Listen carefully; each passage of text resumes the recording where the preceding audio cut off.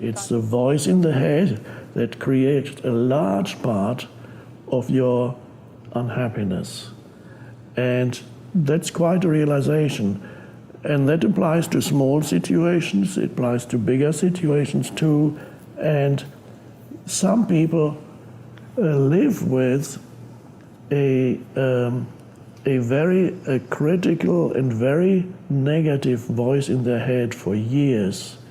They live with somebody, they criticize themselves continuously, some of them, or they criticize continuously other people and situations. There's always something wrong with me or with situations, or they tell themselves stories of how bad my life is, how unfairly I've been treated by life and other people, and I wasn't given a chance, and now it's all over. There's no point in even. I'm too old now to.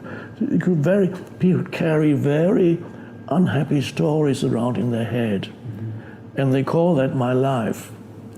There are not that many people who are really happy with their lives. There are more people around who are unhappy with their lives.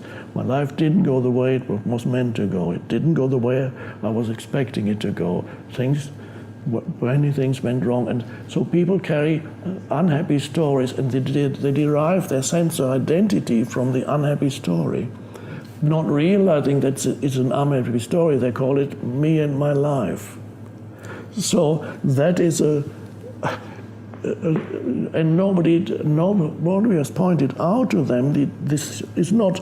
It does not have to be that way.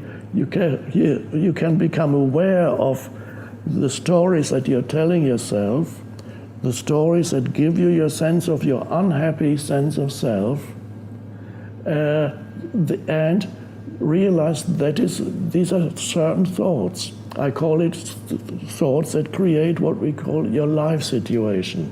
Your life situation, your past and your so-called future. And there's no life situation that is not problematic. Everybody has their set of problems. Every life situation has its difficulties and its problems. If it's not one thing, it's another. You cannot go through life without experiencing almost continuously problems, the word which I prefer is challenges. You cannot go through life without continuously experiencing challenges, either of interpersonal relationship challenges, close relationship challenges, health challenges, physical challenges, financial challenges, professional work challenges, living situation challenges. There's always something that goes wrong somewhere. So that's only to be expected. But this does not have to evolve into an unhappy story of me and my life. So you're able to differentiate between the story of my life, my so-called life, my life situation, and life. So in The Power of Now, I write about the importance of distinguishing between what is your life situation, which includes all your problems and your past and all those things. That's fine, that exists. But in addition to your life situation, which exists in time, past and future, there's something more vital, and I call that your life. Now, your life situation, as I said, exists in time, but your life is now. So if your attention moves into the present moment, it's a little bit like waking up out of this dream of continuous thinking, useless thinking, not constructive thinking, useless thinking that tells you how unhappy you are. So that kind of thinking that creates an unhappy, fictitious mental entity that you think is you, useless thinking. You step out of that, which is almost like a dream of hypnotic trance of useless thinking. You step out of that, and suddenly it's a bit like somebody who's waking up from a dream, And this is why we use spiritually, we use the term awakening. It's used in many traditions. Spiritual awakening. You wake up out of this stream of thinking into the present moment. So you suddenly become alert, and a moment ago you were still thinking about how awful your life is. That's your life situation. Maybe it is awful, but that's an interpretation. There's your life situation. What about your life? What do you mean by life? Well, this moment is your life. Your life is always this moment. Is there anything wrong with this moment? A question I ask in the Power of Now. What is your problem right now?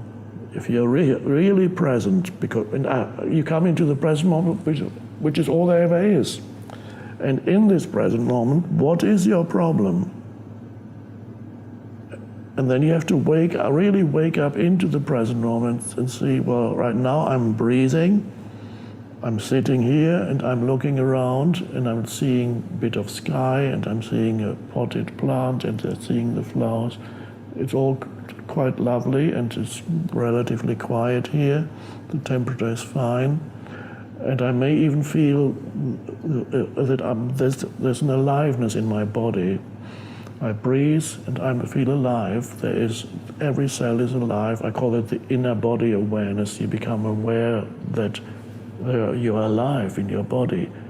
So you're stepping out of your mind, you're stepping into sense perceptions, come to your senses, and you also come into your body. And then you're now in the present moment. That's your life. And yes, of course, you have to deal with the stuff in your life situation, but not be lost in it. You deal with it when the moment comes, when you're able to take action or do something, then you deal with it. But you're no longer lost in it, and you're no longer completely absorbed by this unhappy pseudo-identity that's created by useless thinking. So you come into the present moment. This is your life, and the rest is your life situation. And then after a while, you're able to balance. You're dealing with your life situation and experiencing life directly, and then beginning to appreciate the present moment and realizing that is actually quite wonderful.